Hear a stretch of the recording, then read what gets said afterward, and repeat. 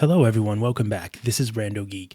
In this video, we're going to talk about whether or not California should reject AT&T's bid to shed landlines. The link for this article will be down below in the description as per usual.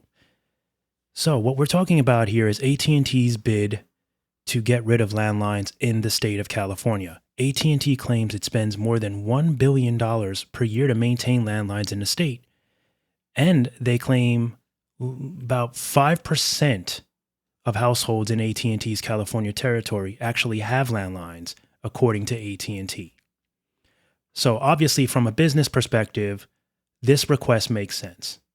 The current demand for landline service is very little to none at this point in time. Most of us are just using our cell phones, and it's been like that for more than a decade, maybe even more.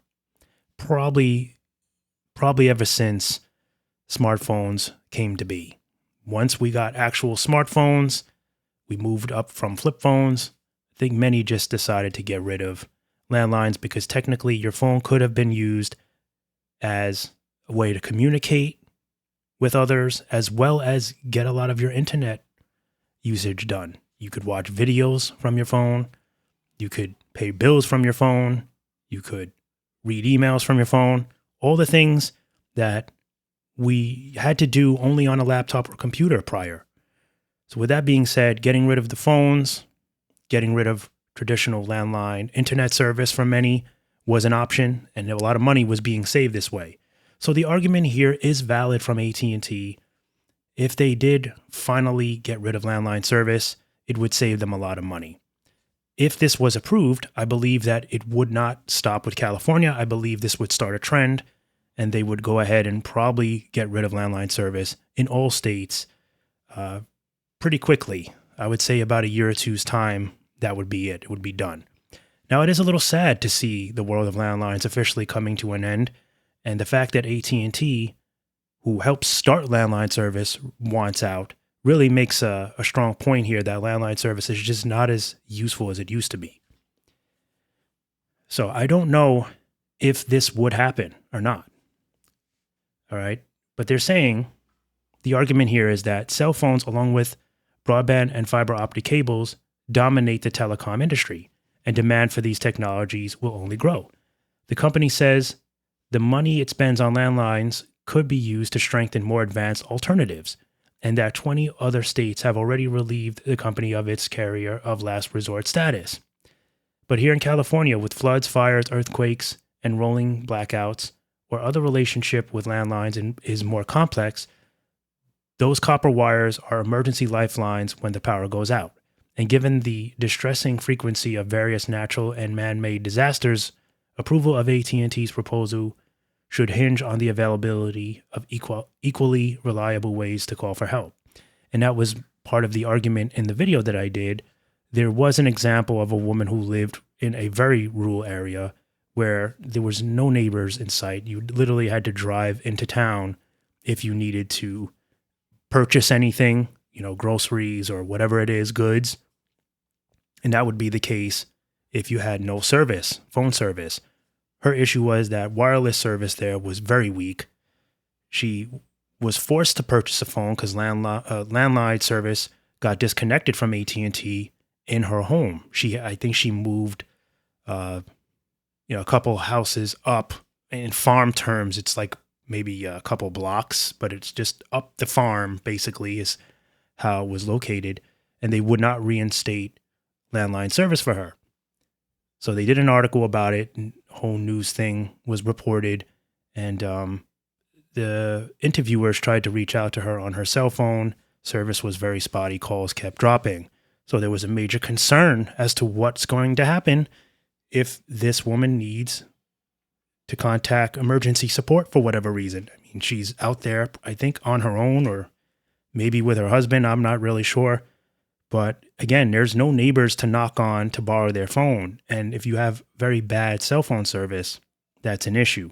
So my argument was that maybe landline service should stick around until they can demonstrate and prove that wireless service is more reliable in certain states and certain rural communities, especially like the rural parts of California. As mentioned in this article, there are natural disasters that happen all the time because it's very hot, it gets very humid, natural fires start, and just things can happen, especially when you're out there all alone and there's no way for you to get assistance. You need to have a phone. And if your wireless service isn't good, you might have to depend on a landline. So I don't know if I think this is a good idea. Now, there are other ways, there are other options, right? There's Magic Jack that could be hooked up to your home internet and you can make calls using that if your wireless service isn't working. It's not exactly the same. It's a decent alternative if landlines, traditional landlines, are to go away completely. It's some kind of a backup, but nothing beats a traditional landline as far as reliability and dependability. So it's very tricky. I think they're not wrong, okay, from a business perspective. They're not wrong to want to shed these options because most Americans are not taking advantage of it anymore. And it's deteriorating to the business to continue to operate such a costly service that's barely being used. So it's kind of like I feel two ways about this, as I'm sure many of you will agree. It's kind of like you agree with the customers that are not able to get good wireless service, but then at the same time, you kind of understand where AT&T is coming from.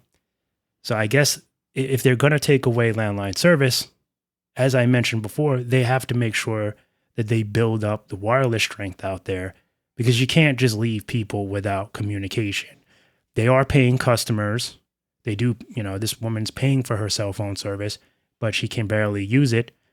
And that's the fault of wireless carriers not getting out there and basically ignoring the fact that there are people out there. So this is where strong reliability coverage really matters. I don't know if that's the case with all the carriers in that area. I don't know if she's just signed up for a plan with AT&T. My guess is just wireless service is not very good there in general.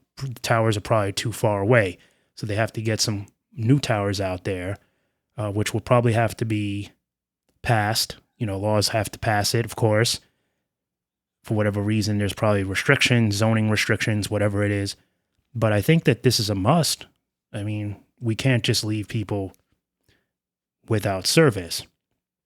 So I guess my question for you is, if you'd like, you can drop a comment on how you feel about this approach, and what do you really think about this? I'll link the article, like I said, down below for you. There's some interesting stuff here, and it really is true. I mean, at the end of the day, AT&T is not wrong.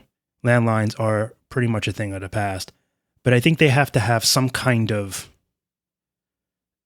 they have to have some kind of plan here.